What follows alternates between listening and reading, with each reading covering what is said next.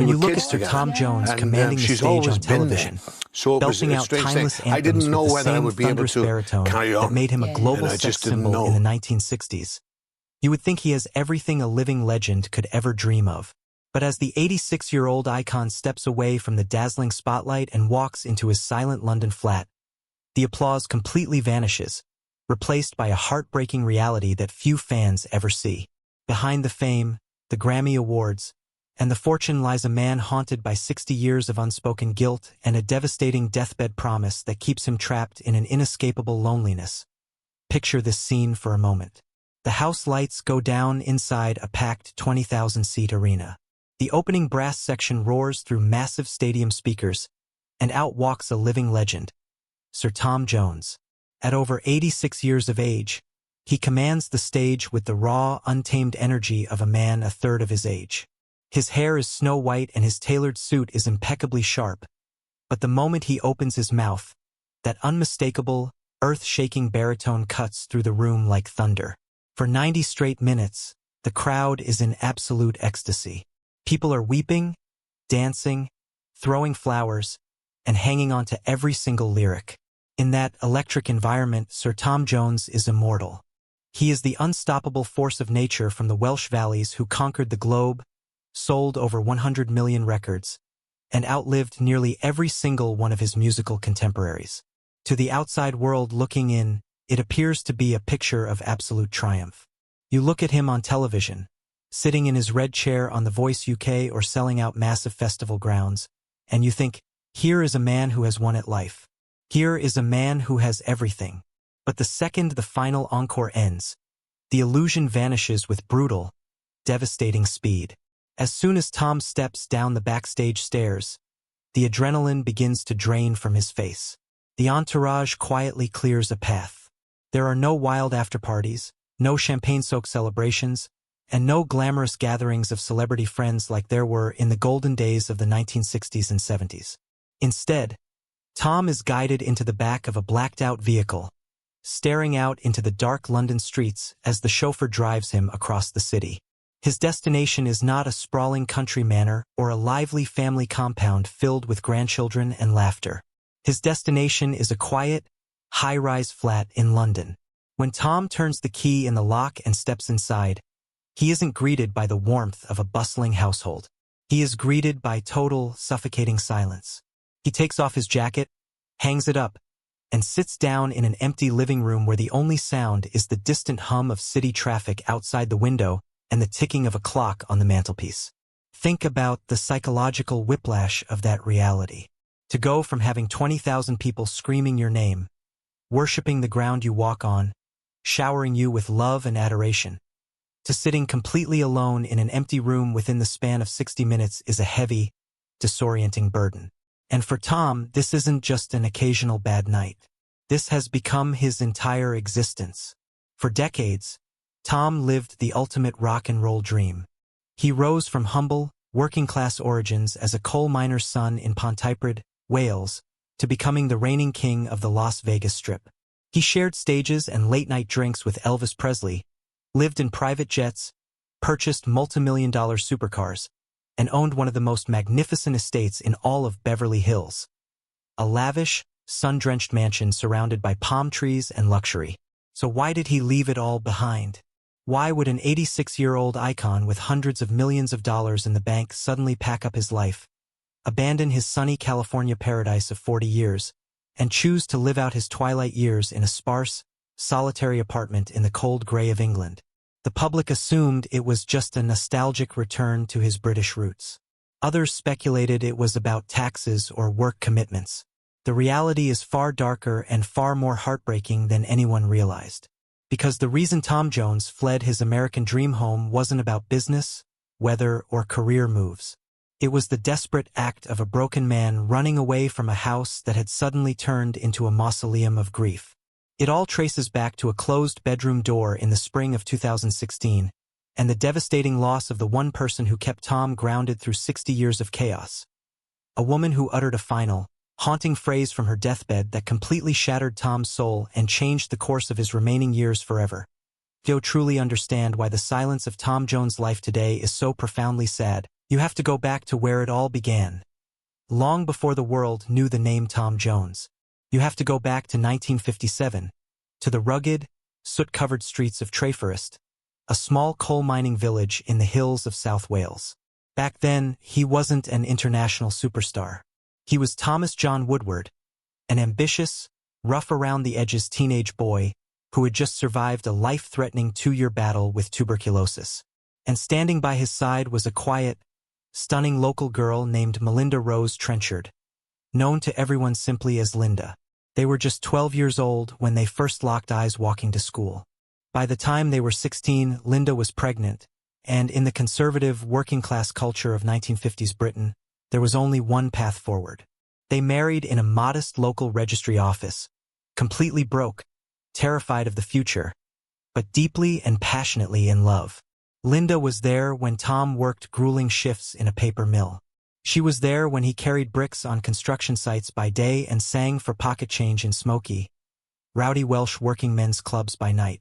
She believed in his raw talent long before record producers and screaming fans ever entered the frame. She loved the man, not the myth. When Tom's breakthrough hit, It's Not Unusual detonated like a bomb across the global music charts in 1965. Their lives transformed overnight. Suddenly, the young Welsh couple was thrust into an intoxicating world of incomprehensible wealth, private jets, and manic international fame.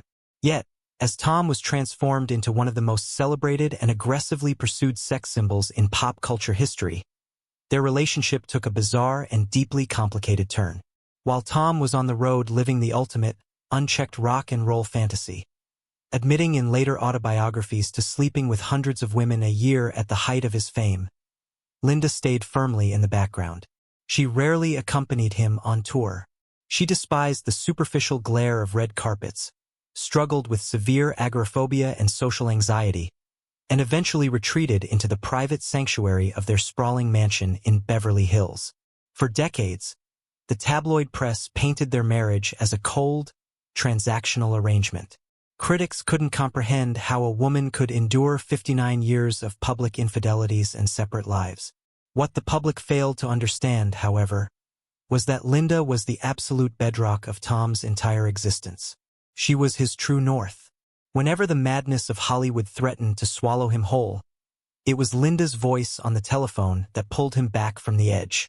As Tom would later confess in tears, all the fame, the money, and the flings were just cheap distractions. Linda was the only woman who truly knew his soul. Then, in the spring of 2016, the anchor that held Tom's life together snapped. Linda was diagnosed with a brutally aggressive form of terminal lung cancer. The news struck like a physical blow. The man who had spent 6 decades feeling completely invincible suddenly found himself sitting beside a hospital bed at Cedars-Sinai Medical Center in Los Angeles, watching the girl he had fallen in love with at 12 years old slowly slip away. Tom canceled his world tour immediately, refusing to leave her side. For days, he held her hand, drowning in an agonizing ocean of grief, love, and decades of unspoken regret for the time he had stolen from her while chasing the spotlight. In her final conscious hours, as Tom wept openly, Linda looked at her heartbroken husband and delivered a haunting, unforgettable message that would echo in his mind for the rest of his days. Looking into his eyes, she whispered, "Don't die with me, Tom. You have to keep singing. When you get on that stage, you're not singing for them, you're singing for me." On April 10, 2016, Linda took her last breath. And in that singular, devastating moment, Tom Jones' world collapsed into complete darkness. The grief was so profound that it triggered an almost manic, desperate reaction in the days that followed. Tom walked back into their multimillion-dollar Beverly Hills estate, looked around at 50 years of shared memories, and made a shocking, impulsive decision that stunned his closest friends and business managers. He couldn't stay in that house for another second. And what he did next to erase the physical remnants of his past was nothing short of tragic. When you walk through the front doors of an 8,000-square-foot luxury estate in Beverly Hills, you expect to feel a sense of grand accomplishment. For 4 decades, that grand villa on the hills of Los Angeles was Tom Jones' sanctuary. It was where he retreated after months on the road, surrounded by towering palm trees, manicured private gardens, and the warm California sun. Yet, in the days immediately following Linda's passing, that paradise morphed into a suffocating, echoing nightmare. Because Linda had struggled with severe agoraphobia and respiratory illness in the later decades of her life, that house had essentially been her entire universe. Her presence lived in every single corner of the property. Her favorite armchair sat quietly in the corner of the sunroom. The floral arrangements she had chosen, the paintings she had collected, the very scent of her perfume still seemed to linger in the master bedroom. Every time Tom turned a corner, walked down a hallway, or looked out over the swimming pool, he was ambushed by memories of the 59 years they had shared. The silence inside that massive mansion wasn't just heavy. It was actively tormenting him. Tom's friends and family hoped that remaining in the home would offer him comfort and stability during his darkest hour. Instead, it was driving him toward an absolute psychological breakdown. He would later admit in raw interviews that he couldn't sleep, couldn't eat, and felt as though he were slowly losing his mind inside those walls. And so, Tom made a sudden, radical decision that caught the entire entertainment world off guard. He decided to erase the life they had built in America completely. Within months of Linda's death, Tom put the multimillion-dollar Beverly Hills estate on the market. But he didn't just sell the real estate, he orchestrated a massive, near-total purge of almost everything inside it. Decades of luxury furniture, expensive art collections, and accumulated household treasures were quietly auctioned off, donated, or given away. He didn't want to store it in a warehouse. He didn't want to ship it across the ocean. He needed the physical reminders of their California dream dismantled entirely because seeing them was like tearing open an emotional wound that refused to heal. By 2017, the mansion was sold, the gates were locked behind him for the final time, and Tom boarded a flight back to the United Kingdom. He didn't buy a sprawling country estate in the English countryside with acres of rolling green hills. Instead, he moved into a modern, minimalist apartment in the heart of London. He arrived with little more than a couple of suitcases of clothes, some personal essentials, and one single irreplaceable possession that he placed directly on his new bedside table. A small, black-and-white framed photograph of Linda as a 16-year-old girl in Wales, taken before the world ever knew who they were. To the casual observer, it seemed like an elderly man simply returning to his homeland. But to the grief counselors and therapists Tom was secretly seeing in London, it was clear that he was in the throes of profound, unresolved trauma. During one particularly devastating therapy session, Tom broke down and made a confession that revealed just how deep the darkness went. He admitted that whenever he was left alone in the quiet of his new flat, his mind would spiral into a terrifying void of guilt and depression. He confessed that the moment the room went silent, all he could hear was the echo of Linda's absence, and he genuinely didn't know if his heart had the strength to keep beating without her. He realized there was only one place where he didn't feel that crushing loneliness.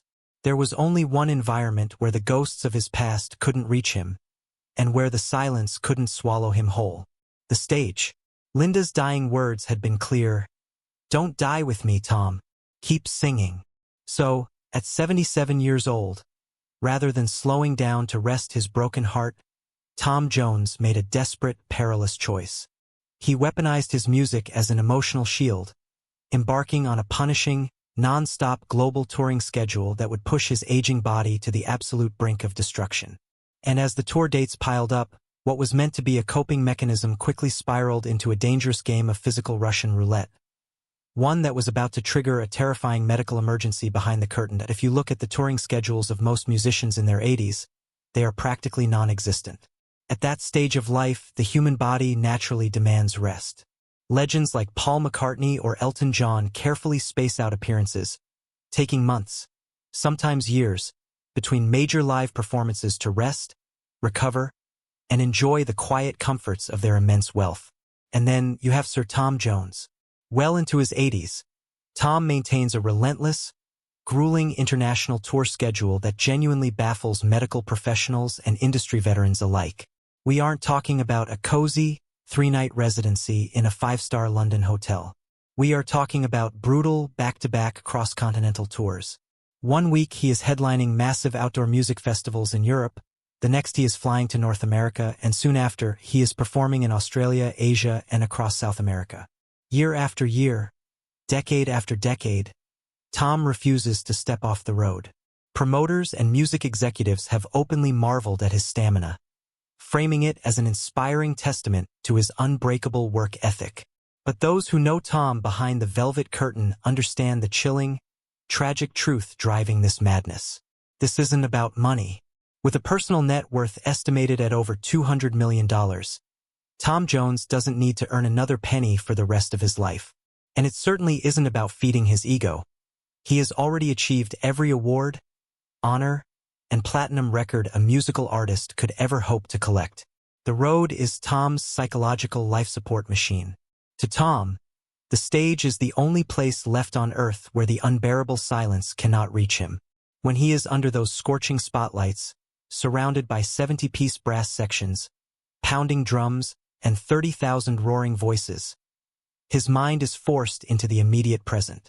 The roaring volume of the music physically drowns out the heavy, persistent grief that waits for him in the quiet of his London flat. In those 90 minutes every night, he is fulfilling the dying wish of his beloved Linda. He is singing for her, keeping his soul tethered to this world. The moment he stops, the silence rushes back in.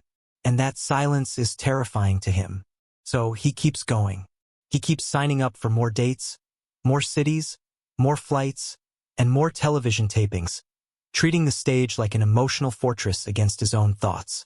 The human body, however, does not care about emotional therapy. And pushing an octogenarian frame through 90-minute high-energy vocal marathons night after night began taking a catastrophic covert toll. Behind the scenes, tour managers and security personnel were instructed to maintain an ironclad wall of secrecy around Tom's declining health. While fans out in the arena saw a powerhouse who never missed a single note, the backstage corridors told an alarming story. Portable oxygen tanks were stationed just behind the stage curtains. Specialized physiotherapists worked on Tom's spine and hips minutes before showtime, applying emergency numbing creams and compression braces beneath his tailored suits. Then came the incidents the public was never supposed to see. During a high-profile European tour, the brutal combination of chronic exhaustion, advanced age, and severe dehydration triggered an alarming medical collapse backstage. Tom had barely walked off the stage stairs when his knees buckled and his vision faded, sending him slumping directly into the arms of his panicked security team. Medics rushed him to an emergency triage area, hooking him to intravenous drips while his blood pressure spiked to dangerously high levels. Specialist doctors issued a stern, unequivocal medical ultimatum. If you do not drastically reduce your touring schedule and allow your body to rest, your heart will simply give out under the strain. Any other man would have canceled the rest of the tour and immediately headed into retirement. But Tom Jones is not any other man.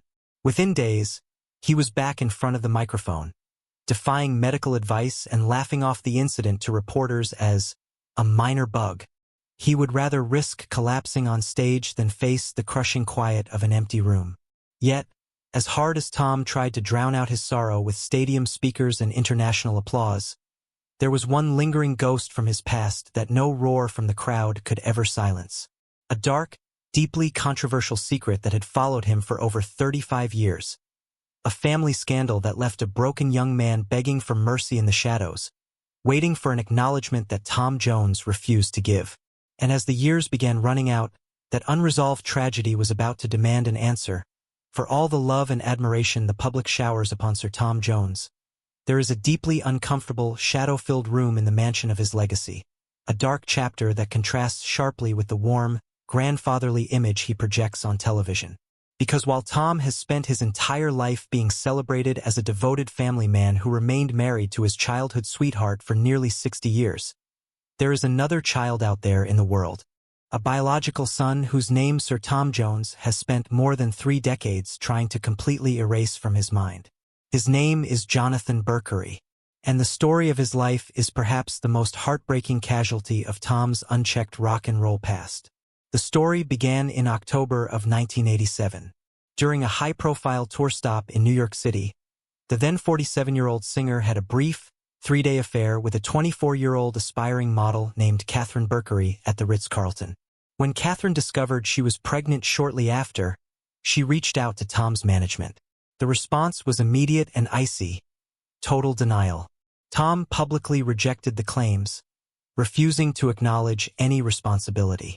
It took a protracted, bitter legal battle in a New York family court, and a court-ordered DNA test that confirmed with a 99.7% certainty that Tom was indeed the biological father, for the singer to finally accept legal paternity in 1989. Under the court order, Tom agreed to pay roughly $2,000 a month in child support until Jonathan turned 18. He paid the financial settlement down to the exact penny. What he never paid, however, was a single ounce of emotional interest. In over 35 years, Tom Jones has never met his youngest son. He has never held him. He has never spoken to him on the telephone. He has never sent a single birthday card, Christmas gift, or letter of acknowledgement. When asked about the situation in a rare, brutally dismissive interview years later, Tom famously stated, "It wasn't something I had planned. I was tricked, really. I fell for the seduction." Those cold, unfeeling words were heard around the world. But for a little boy growing up in the United States, they were a devastating emotional death sentence. Jonathan grew up carrying the undeniable, unmistakable genetic blueprint of his famous father. He had the same dark, piercing eyes, the same jawline, and most tragically of all, the exact same rich, resonant baritone singing voice. Yet, without the guidance, support, or love of the father he idolized from afar, Jonathan's life spiraled into a harrowing, tragic descent. Over the years, while Tom was earning multi-million-dollar paychecks and living in luxury, his youngest son was battling severe clinical depression, falling into drug and alcohol addiction, and spending years living on the cold streets of New Jersey and California. At his lowest points, Jonathan was sleeping in homeless shelters, under highway bridges, and busking on street corners with a battered acoustic guitar just to earn enough money for a hot meal. Jonathan didn't want Tom's money. In repeated, emotionally shattering public pleas through the press, Jonathan made his humble request abundantly clear. "I don't want his fortune. I don't want to be written into his will. I just want to sit in a room with my dad, look him in the eye, and shake his hand before one of us leaves this earth." It is a simple, human plea that has gone completely unanswered. While Tom elevated his eldest son, Mark, born during his marriage to Linda, to the role of his full-time manager and lifelong companion, Jonathan was treated like a scandalous ghost that didn't deserve to exist. Now, with Tom over 86 years old and his own mortality staring him in the face, the window to ever make peace with his abandoned son is rapidly slamming shut. Friends say that despite Tom's stony public silence, the unresolved reality of Jonathan's suffering hangs like a heavy, suffocating weight over his conscience in the late hours of the night. A profound moral failure that no amount of charity work or musical achievement can ever fully wash away. And the tragedy of this ticking clock is only amplified by the fact that Tom's own body is rapidly breaking down behind the velvet curtains. The iron willpower that carried him through 8 decades is finally reaching its absolute limit. Backstage, a hidden physical crisis is unfolding, one that reveals just how fragile the legendary singer has truly become. If you watch Sir Tom Jones perform on television today, there is a fascinating, almost supernatural contradiction on display. His voice remains an absolute miracle of human biology, rich, booming, and resonant with a power that defies every known law of aging. Vocal coaches around the world study him in awe, baffled by how an 86-year-old can still sustain high, powerful notes that would blow out the vocal cords of singers half his age. Yet, beneath that extraordinary vocal powerhouse, the physical vessel carrying it is engaged in a brutal daily war against time. The sad, heartbreaking truth is that Sir Tom Jones' body is slowly and inexorably breaking down. Look closely at his recent concert setups, and you'll start to notice the subtle adaptations production crews have quietly implemented to keep the legend upright.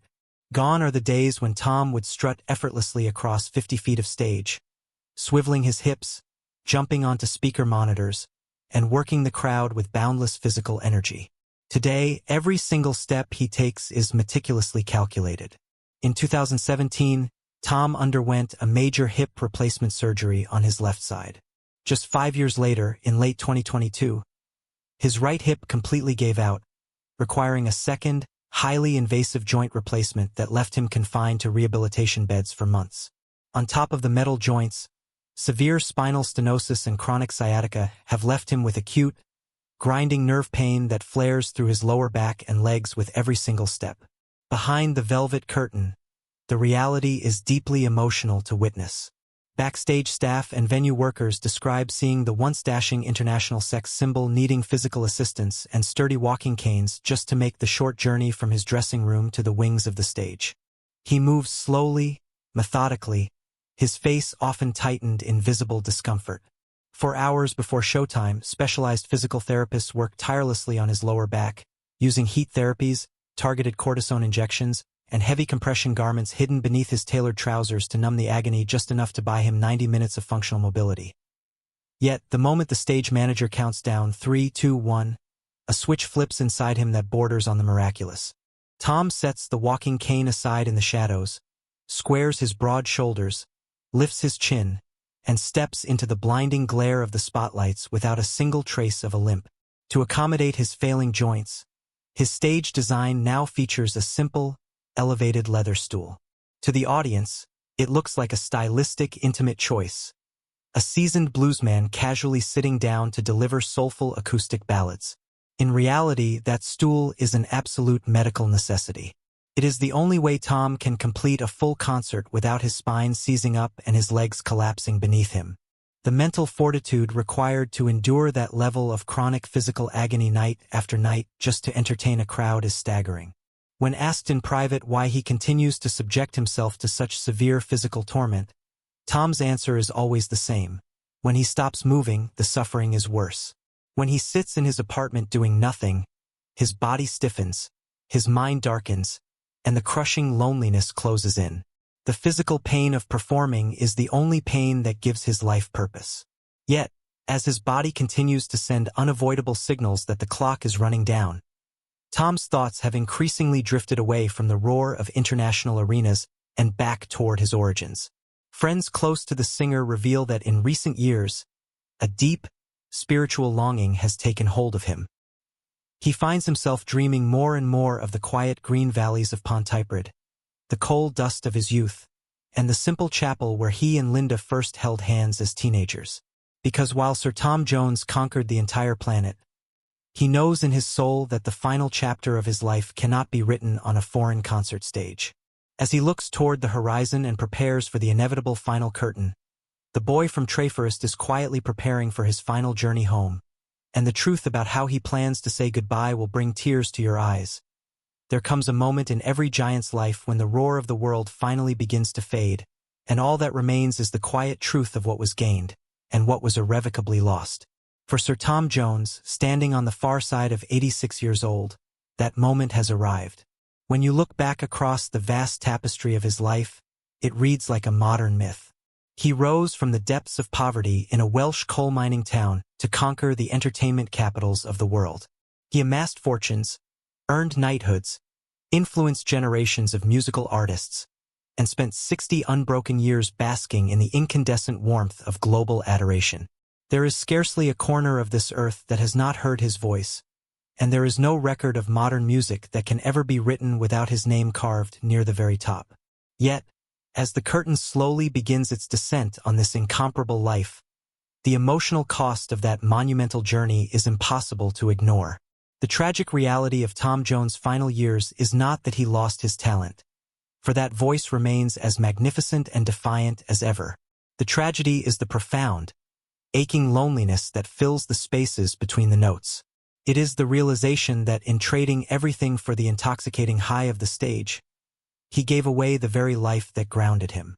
He lives in the quiet shadow of an empty London apartment, surrounded by the ghosts of decisions he can never revisit.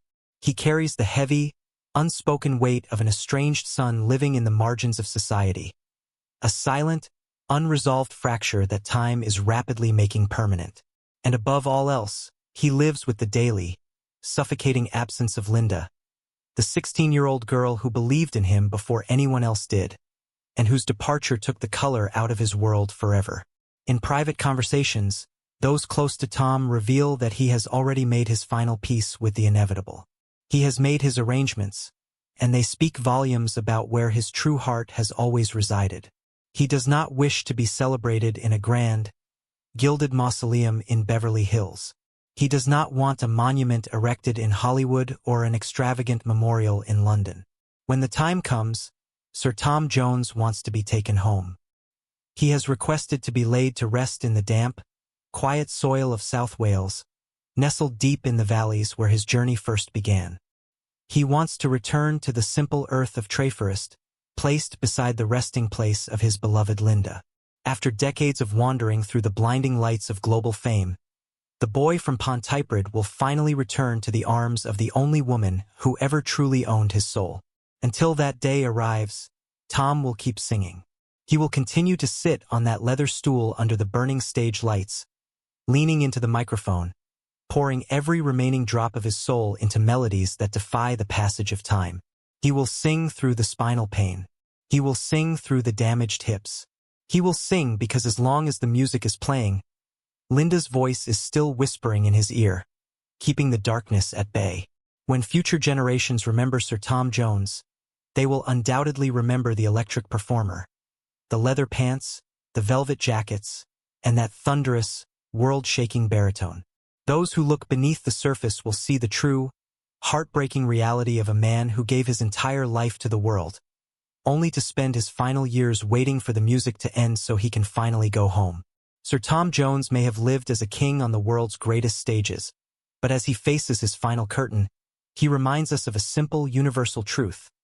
You can have all the wealth, fame, and applause the earth has to offer, but when the spotlight turns off, all that truly matters is having someone waiting for you in the dark. And for Tom, that long, lonely wait is the final song he must sing alone. Looking back across 8 decades of superstardom, broken promises, devastating loss, and solitary nights, Sir Tom Jones is now reflecting on the true cost of a life completely consumed by show business. We explore his quiet preparations for the inevitable, his desire to be laid to rest in the same Welsh soil where he first fell in love, and how he is finally coming to terms with the profound sadness of his final years. As he contemplates the end of an incomparable era, one lingering question remains about how the boy from Pontypridd will truly be remembered once the roar of the crowd fades forever.